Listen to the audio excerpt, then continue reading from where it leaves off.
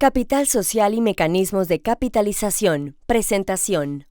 En el presente capítulo estudiaremos los diferentes aspectos relacionados con el capital de la sociedad.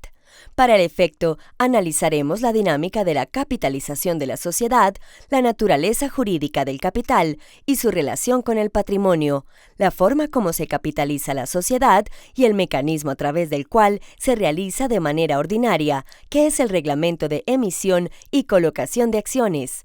Asimismo, analizaremos otros mecanismos de capitalización que no requieren de dicho reglamento, para concluir con las formas como puede reducirse el capital social. El capital representa el valor de los bienes que los socios han aportado o se han comprometido a aportar a la sociedad. En tal sentido, los aportes de los socios pasan a formar parte del haber social, y su contrapartida contable se refleja en la cuenta del patrimonio denominada capital.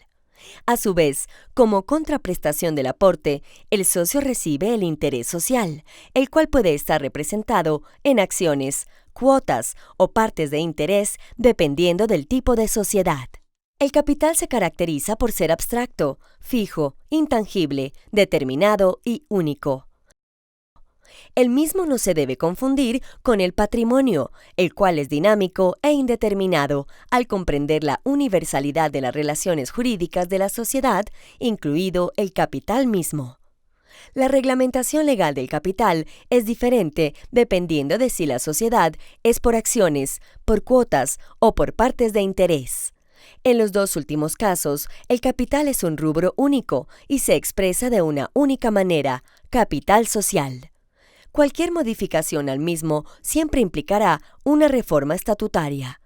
En las sociedades por acciones, el capital sigue siendo único, pero se expresa en tres rubros. Capital autorizado, que es el monto máximo fijado por los accionistas y cuya modificación exige una reforma estatutaria. Capital suscrito, que representa el monto de los aportes que los asociados se han comprometido a pagar. Y capital pagado, que es aquella parte del capital suscrito que representa el monto del aporte que ha ingresado efectivamente al haber social. El aumento del capital suscrito y pagado como tal no implica una reforma estatutaria y por regla general se somete a un reglamento de emisión y colocación de acciones, el cual en principio es aprobado por la Junta Directiva. El reglamento de emisión y colocación de acciones debe indicar como mínimo el número de acciones que se ofrecen, la proporción y forma en que pueden suscribirse, el plazo en que las acciones serán ofrecidas, el precio al que serán ofrecidas y el plazo para su pago. Aceptada la oferta de suscripción que la sociedad le hace a los socios y eventualmente a terceros, se perfecciona el contrato de suscripción entre el socio o tercero y la sociedad.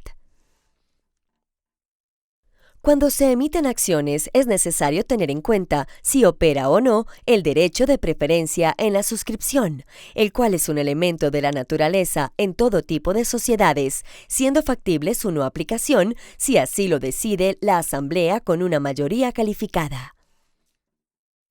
Existen otros mecanismos de capitalización que no requieren de la aprobación de un reglamento de emisión y colocación de acciones, bien porque los mismos implican una capitalización homogénea entre los actuales socios, como es el caso de la capitalización de la prima en la colocación de acciones, la capitalización de utilidades y la capitalización de reservas susceptibles de esta operación.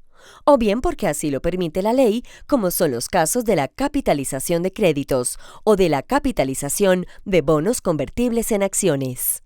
Si bien es cierto que la característica de intangible que tiene el capital implica que el mismo por regla general no se puede reembolsar a los socios durante la vigencia de la sociedad, hay tres eventos en que es factible la reducción del capital con el respectivo reembolso del aporte a los socios y mediando autorización de la Superintendencia de Sociedades.